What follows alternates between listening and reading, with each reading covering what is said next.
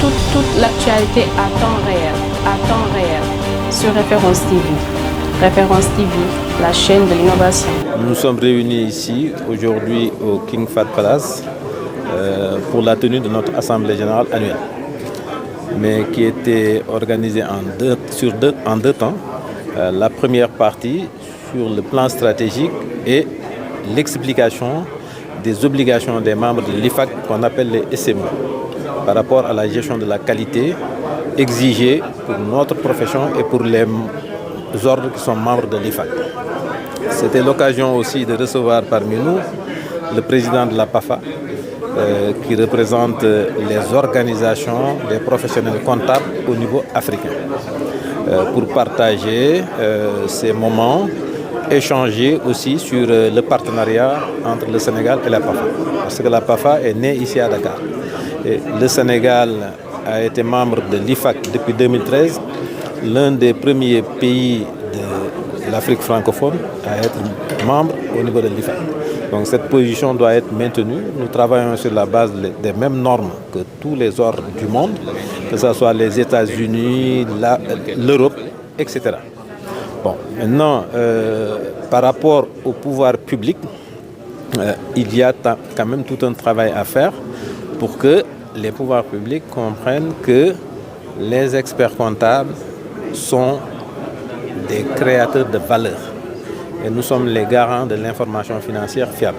Sans information financière fiable, on ne peut pas élaborer une politique économique qui tient la route. Et nous sommes au cœur des entreprises. L'entreprise, comme on a toujours l'habitude de le dire, est la chose la plus importante dans le monde.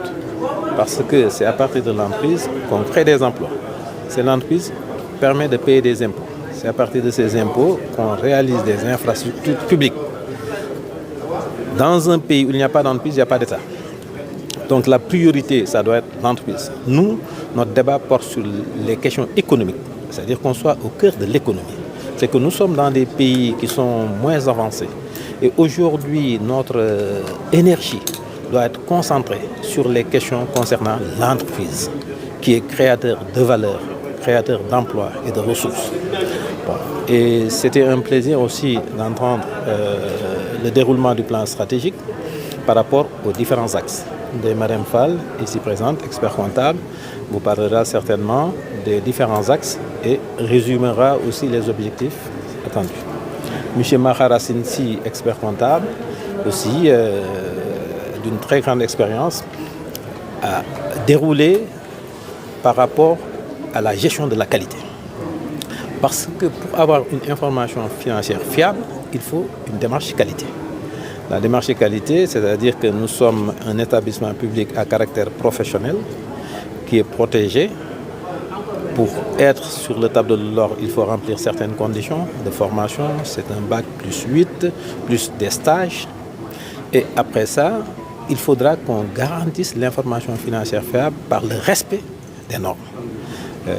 Vous avez vu sur le présidium, on devait recevoir le président de la chambre de discipline, qui est un magistrat de la cour d'appel. Parce que nous sommes une profession réglementée, on ne peut pas faire ce qu'on veut. Et les confrères doivent être formés, sensibilisés, veiller davantage sur la qualité. Parce que le Sénégal a été vraiment toujours au sommet. Il ne faudrait pas que l'on perde sur ce plan.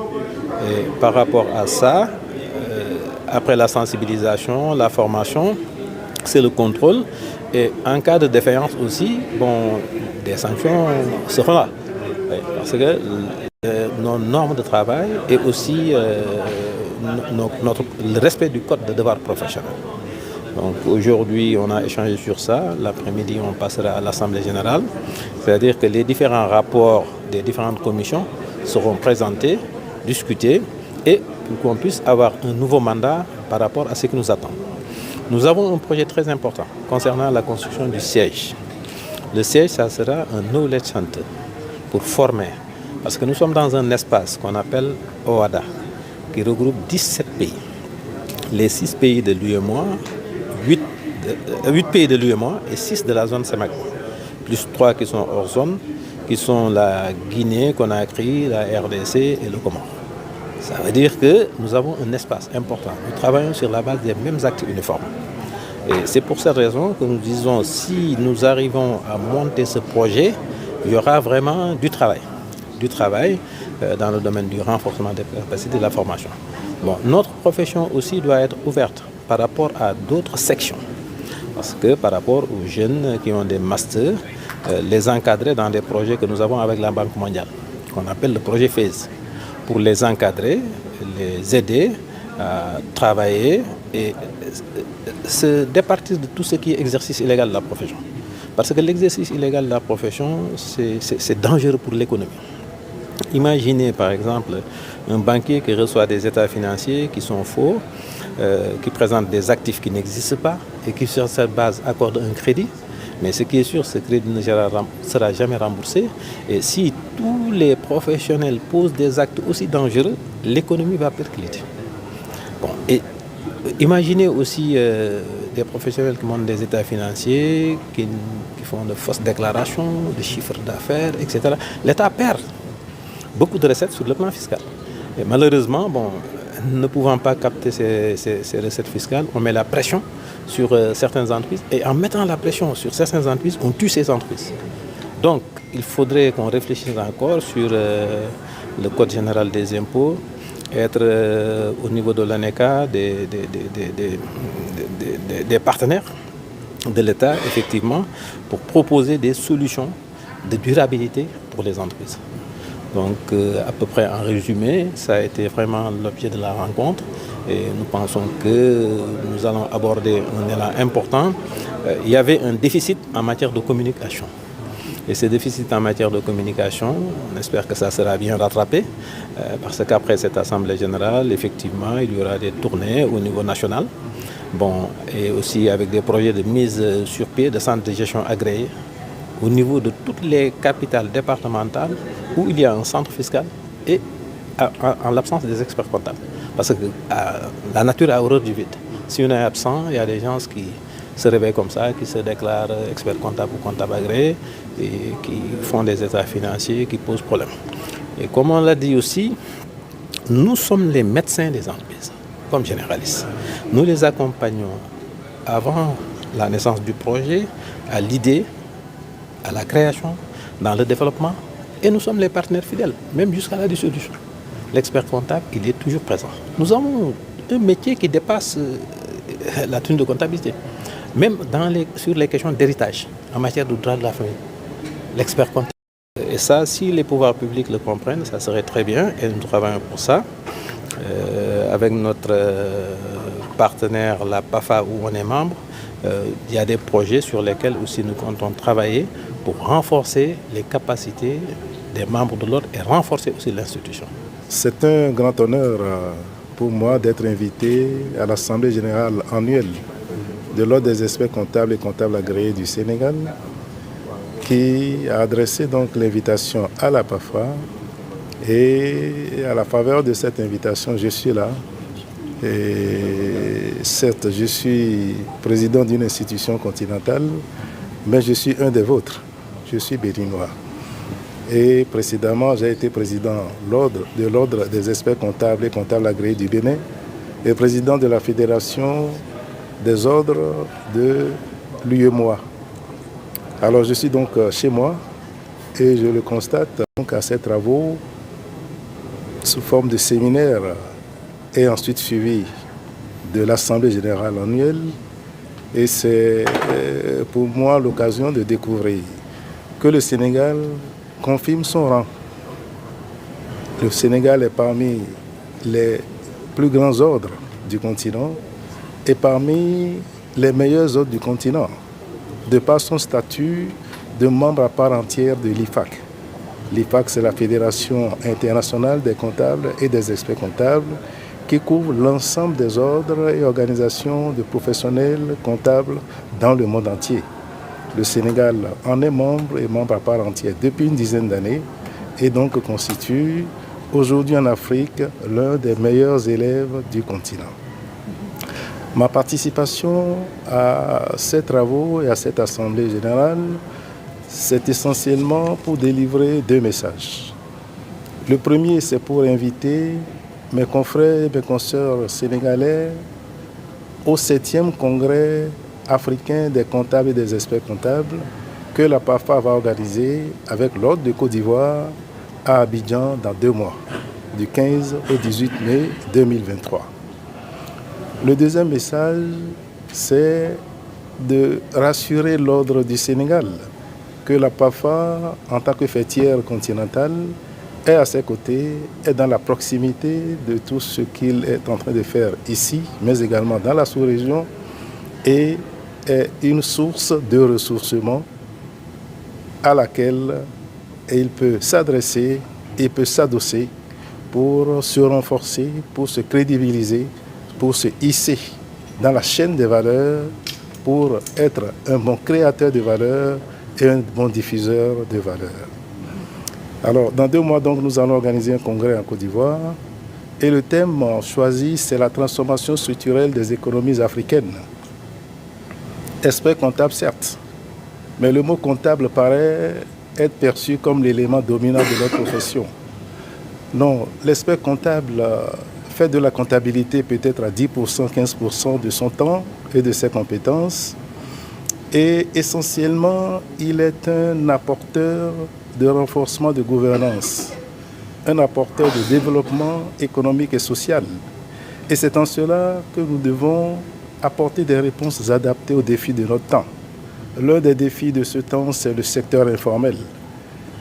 Il y a 5 ans, nous étions en congrès ici, congrès de l'UEMOA, organisé par le CPPC et l'Ordre du Sénégal, et une communication importante qui avait été faite à cette occasion nous a révélé que le secteur informel pèse entre 90 et 95% du tissu entrepreneurial sénégalais. Ce n'est pas une exception, c'est la caractéristique sur l'ensemble du continent, où nous avons partout un minimum de 80% de secteur informel. À côté de ce secteur, si des apporteurs de réponse, des apporteurs de croissance et des apporteurs de développement comme nous n'apportons aucune réponse adaptée, ce serait comme de la non-assistance, non pas à personne en danger, mais à secteur en danger.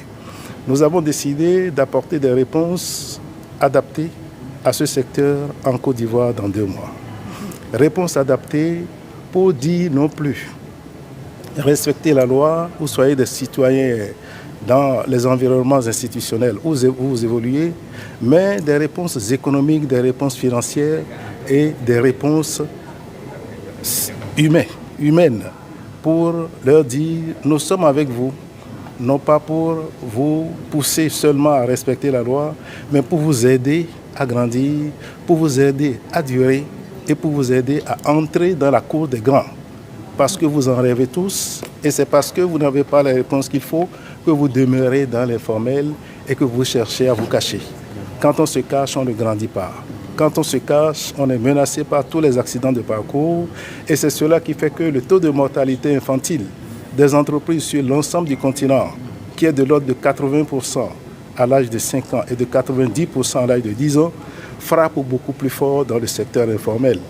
Personne ne veut rester dans ce secteur, c'est parce qu'on n'a pas les réponses adaptées qu'on y reste, on se cache et c'est juste pour ne pas payer d'impôts.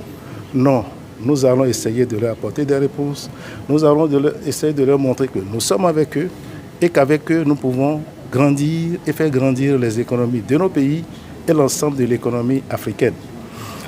Nous avons également des réflexions à faire sur les PME, qui sont les plus grandes productrices de richesses et les plus grands employeurs, non pas seulement dans nos pays, non pas seulement en Afrique, mais dans le monde entier. Alors, c'est l'occasion de dire, particulièrement aux ordres francophones africains, c'est un défi que nous devons relever.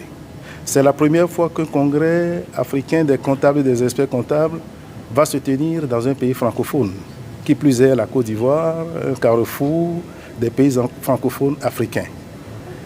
Nous avons l'occasion de démontrer que nous pouvons participer massivement à ce congrès, nous pouvons relever ce défi massivement, bien plus que notre participation au congrès français que nous assurons chaque année, à raison de 20 à 50 participants par pays francophone africain. de septembre à octobre chaque année. C'est l'occasion pour nous de montrer que nous pouvons être en Côte d'Ivoire entre 50 et 100 par pays francophone et démontrer que c'est bien notre congrès et qu'à notre congrès, nous serons bien plus présents qu'au congrès français et que nous pouvons, nous aussi, relever des défis économiques, apporter des réponses adaptées et confirmer notre position, non pas seulement de tiers de confiance des entreprises, tiers de confiance privilégiés, mais de partenaires de choix, partenaires privilégiés et partenaires incontournables des gouvernements. Nous sommes là à la disposition du secteur informel, du secteur des PME, des entreprises et des gouvernements. Et nous devons confirmer que nous ne sommes pas que des comptables, mais des experts en gouvernance, en finance, en croissance et en développement économique et social. Alors aujourd'hui, nous sommes réunis dans le cadre de l'Assemblée générale annuelle de l'Ordre national des experts comptables et comptables agréés. Et cette assemblée se déroule effectivement en 2 temps. Et en cette matinée, nous avons procédé à la présentation du plan stratégique 2023-2025 de l'ONECA, sur lequel nous travaillons depuis le mois d'octobre 2022. Et ce plan stratégique a été décliné dans le cadre de la vision du nouveau président, le président Mordia, et de son conseil de l'ordre. Il se structure autour de la vision pour ce mandat, qui est l'expert comptable, catalyseur de la performance économique. L'expert comptable est au cœur de l'entreprise. C'est un conseiller, c'est un allié du chef d'entreprise et dans ce cadre, il doit être présent à tout moment de la vie de l'entreprise. Mais par-delà ça, pour être et assurer cette présence, il se doit de mieux organiser non seulement son activité, mais aussi de renforcer la qualité et la formation qu'il reçoit et qu'il met en œuvre pour l'ensemble de ses équipes. Et c'est pour ça que, autour de cette vision de catalyseur, nous avons dressé 4 axes stratégiques spécifiques développés dans le cadre du plan. Quels sont ces axes ? Eh bien, l'un des premiers axes est relatif à la communication et au développement de la profession. Nous avons pu noter que dernièrement, nous avons été un peu absents de la scène et qu'il était important de revenir pour communiquer sur ce qu'est l'expert comptable, sur ce qu'il peut apporter à l'entreprise, au chef d'entreprise notamment, et ce qu'il peut apporter aussi aux institutions, qu'elles soient privées ou publiques, et comment est-ce que cette valeur ajoutée peut se décliner dans les différentes missions qu'il réalise. Ceci s'accompagne du développement de la profession, puisque bien sûr, au vu de l'ensemble de ces missions, de nouvelles et aussi au vu de l'évolution aujourd'hui technologique et de l'environnement des affaires, que ce soit au Sénégal ou dans le monde, il nous faut être à la pointe non seulement de la technologie, mais à la pointe aussi des nouvelles législations qui voient le jour, pour mieux accompagner nos clients dans ce sens et donc ainsi pouvoir proposer aussi de nouveaux types de missions. Second axe, la qualité et la formation qui vont assurer aussi la relève de la profession. C'est un axe clé parce que qui dit expert comptable dit sachant, dit expertise d'abord. Et pour que cette expertise puisse être consolidée, il faut que dans l'ensemble de nos travaux au quotidien, nous puissions appliquer ces normes de qualité qui sont édictées par les instances dont nous dépendons, qui sont aujourd'hui au niveau international l'IFAC, dont est membre l'ONECA Sénégal, l'APAFA, et ces normes de qualité doivent être appliquées dans nos travaux au quotidien. Ce qui fait que nous devons constamment nous mettre à jour sur ces normes qui évoluent très rapidement. Nous devons faire appliquer ces normes par nos équipes et c'est pour ça que nous les formons pour pouvoir les appliquer. Nous les formons à pouvoir traiter nos différentes missions de la meilleure des manières selon les normes établies.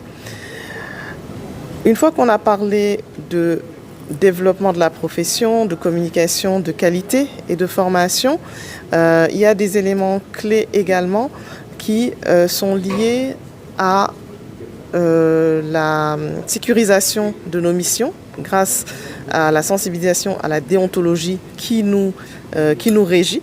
Donc qui dit déontologie dit éthique, dit valeurs. Ce sont les valeurs qui nous fondent, qui fondent aussi notre profession. Et il est important qu'elles soient préservées et qu'elles soient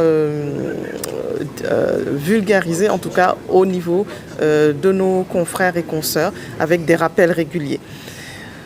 Enfin, dernier point, cadre de travail et cadre de vie. Bien sûr, pour être performant, il faut pouvoir avoir un environnement de travail qui soit sain, mais aussi un cadre de vie qui soit sain. Donc nous appelons nos consoeurs, nos confrères à participer aujourd'hui à l'effort que nous souhaitons faire dans le cadre de la construction du siège de l'ONECA, qui est un projet qui est en train d'être déroulé et qui devrait être concrétisé très rapidement, puisque ce siège va représenter aussi un knowledge center, un temple du savoir, pour nous, professionnels du Sénégal, mais aussi de l'ensemble de la sous-région ouest-africaine, qui verra des formations, une bibliothèque, hors le jour, professionnelle, qui va couvrir l'ensemble de nos sujets d'expertise. Et enfin, bien sûr, dans ce cadre, pouvoir procurer à nos consoeurs, nos confrères, un cadre de vie sain, donc un accompagnement aussi à se réaliser eux-mêmes, à éventuellement obtenir un logement décent et à pérenniser en tout cas une conduite, j'allais dire, soignée et excellente de leur cadre de vie et de leurs activités. À Sinsi, je suis expert comptable. L'ONECA a fait l'honneur de me porter à la tête de la commission qualité pour aider à assurer la transformation que doivent réaliser tous les cabinets d'expertise comptable à partir de cette année. En effet, au niveau international, depuis le 15 décembre 2022 est entrée en vigueur la nouvelle norme de l'ensemble des nouvelles normes de management de la qualité. Donc elles sont connues sous le vocable ISQM, c'est un vocable un peu barbare, mais ISQM 1, ISQM 2 et la norme ISA 220 révisée. Donc l'objectif de ces normes est de faire en sorte que les cabinets développent un véritable système de management de la qualité, d'abord au niveau de l'ensemble des cabinets. Donc au niveau de l'ensemble des cabinets, notamment en jouant sur la gouvernance, notamment en jouant sur l'éthique, en jouant sur la qualité d'exécution des missions, etc. Ensuite, au niveau des missions spécifiquement, faire en sorte que les missions se déroulent dans les meilleures conditions. Et ensuite, au niveau de la supervision. Car il ne faut pas oublier une chose, c'est que l'ONECA, la devise de l'ONECA, c'est science, conscience, indépendance. C'est une devise quasiment internationale pour les experts comptables, car l'objectif c'est de délivrer de la qualité. Mais c'est quoi la qualité ? Qu'est-ce que c'est que faire de la qualité ? Si on prend l'exemple d'un audit de qualité, c'est un audit dans lequel l'équipe qui fait la mission est capable de détecter les anomalies. Mais ensuite, dans un deuxième temps, une fois qu'on les a détectées, il faut qu'elle ait la capacité de révéler ces anomalies dans son rapport. Et c'est là que se pose le problème de l'indépendance, le problème de l'éthique. Alors, effectivement, c'est un défi pour l'ensemble de la profession. C'est le cas au Sénégal, mais c'est également vrai dans le reste du monde. Et nous allons procéder en 2 étapes. Première étape, conscientiser les membres de l'ONECA. Donc les former, les sensibiliser. Nous allons également faire appel à un consultant extérieur qui va nous accompagner de manière à ce que les membres puissent être appuyés et qu'on leur fournisse un grand nombre d'outils. Et enfin, une fois que cette phase de mise en place est faite, nous allons déclencher des contrôles qualité qui commenceront dès le mois de septembre-octobre 2023 et qui permettront donc d'abord au niveau des cabinets qui sont prêts, puis progressivement au niveau des autres cabinets sur une période de 2 ans. Toute l'actualité à temps réel sur Référence TV. Référence TV, la chaîne de l'innovation.